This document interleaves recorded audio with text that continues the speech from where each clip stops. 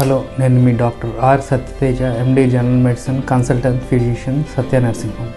ఈరోజు మనం scrub typhus గురించి తెలుసుకుందాం. స్క్రబ్ టైఫస్ అనేది మనకి రికటీషియల్ బ్యాక్టీరియం అనే దానివల్ల వస్తుంది. ఈ రికటీషియల్ బ్యాక్టీరియం ఎప్పుడైతే మైట్కి ఇన్ఫెక్ట్ అయ్యి ఆ మైట్ మనల్ని అంటే ఏమైనా మనుషుల్ని కరిచినప్పుడు మనకి వ్యాధి అనేది సోకుతుంది. లక్షణాలు ఏముంటాయంటే చలి జ్వరం, తలనొప్పి, ఒళ్ళనొప్పులు, లింఫ్ నోడ్స్ ఎన్లార్జ్మెంట్ అంటే ఇక్కడ ఏమైనా గడ్డలు కానీ దవడల్లో ఇక్కడ ఏమైనా వాపులు అవి రావటం. ముఖ్యంగా ఈ స్క్రబ్ టైఫస్లో ఉండేది ఈషర్ అనేది ఒక మధ్యలో నలుపుగా ఉండి చుట్టూ ఎర్రగా ఉండేది ఒక ఇది. ఎక్కడైతే ఈ మైట్ మనల్ని కొడుతుందో అక్కడ ఈ ఈషర్ వచ్చింది.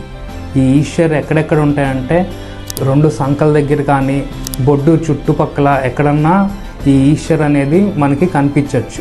ఈ స్క్రబ్ టైఫస్ని మనం ఎలా ధృవీకరిస్తామంటే 4-5 రోజులు దాటినా కానీ జ్వరం రిపీటెడ్గా వస్తున్న హై గ్రేడ్ ఫీవర్ బాగా ఎక్కువ వచ్చి చలితో కూడిన జ్వరం, బాగా ఒళ్ళనొప్పులు, ఈ ఈషర్ అని చెప్పాక ఎక్కడైనా నల్లటి మచ్చలాగా రావటం కానీ కందటం కానీ ఏమైనా ఉంటే మనం ఈ ఎలిసా కానీ PCR టెస్ట్ కానీ ఈ స్క్రబ్ టైఫస్కి చేసి మనం స్క్రబ్ టైఫస్ జ్వరం ఉందని మనం నిర్ధారిస్తాం.